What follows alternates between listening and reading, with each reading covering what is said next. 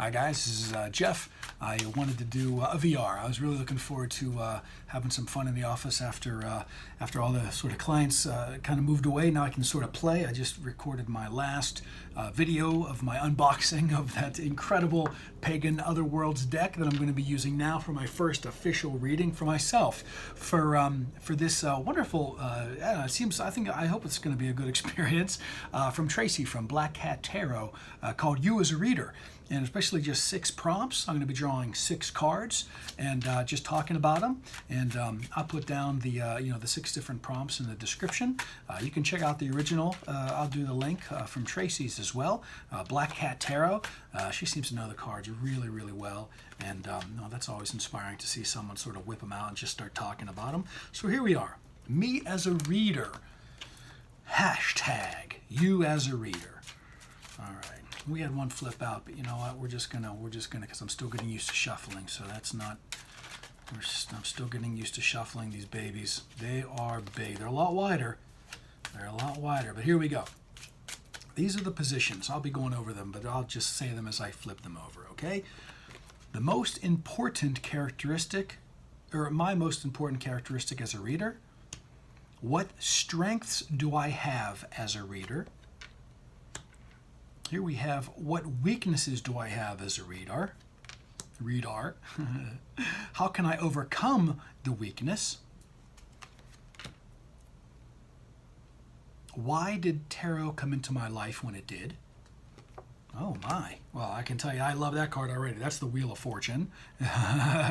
And then, what is the key lesson that tarot has taught me? Ooh, okay. All right, here we go. All right, so the first one, and I noticed that I got some cards that I have never seen before or used before, so we might be doing some unveiling as we're going along here.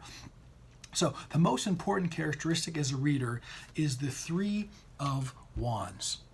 My most important characteristic as a reader. Well, I love what this is in the active suit of doing, and I love that this is sort of, this is being open to the intuition. This is being open and receptive to the higher self information. I'd just like to say that that is my most important characteristic, is that this is sort of like the anticipating, the waiting for the enlightened download of information that you get with the images of the tarot. So that's nice to know.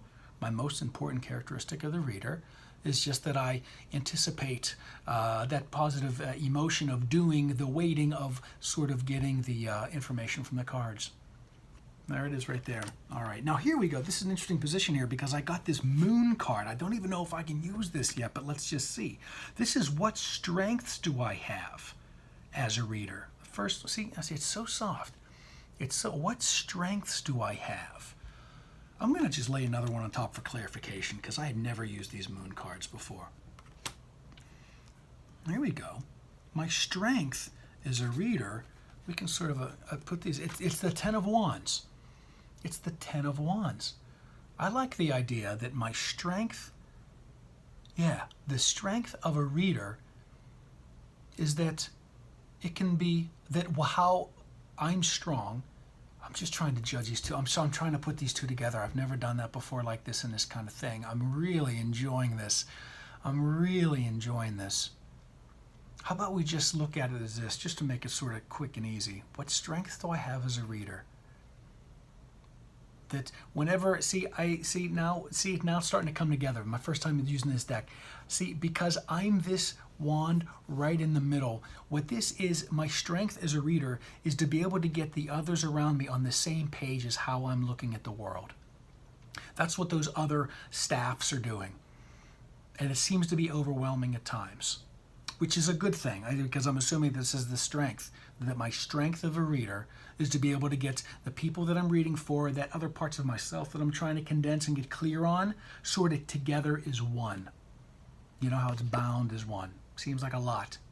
Depending on how you frame it, it can be a lot. I'm not even going to do that moon. Oh, so much as I kind of want to spend more time with it, I don't want this to be like the learning video right now for myself. All right. So my strength as a reader is I bring people together to, at the topic that they're trying to inquire about, gain an understanding. Right. That abundance or that excess of doing all those different things, how it sort of comes together. I'm drawn to right there. I'm drawn to right there now that I can sort of relax into these new cards a little bit. And it's so interesting. So interesting. How about the next position? The next position is the Knight of Wands, and that is, what weaknesses do I have as a reader? That came in reversed, I believe. That came in reversed. That Knight of Wands. That's a sense of adventure, but whenever it comes in reverse, it's just, whoops, hold on a second. It came in reversed, which means it's almost a little bit too scattered, maybe a little bit too enthusiastic for my own good. Maybe I try to cover too much. I certainly do quite a bit of commentary. Maybe that's my weakness.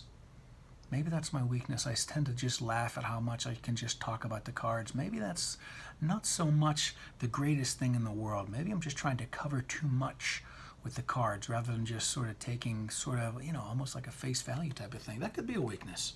That could be a weakness. This is another moon card for the next position.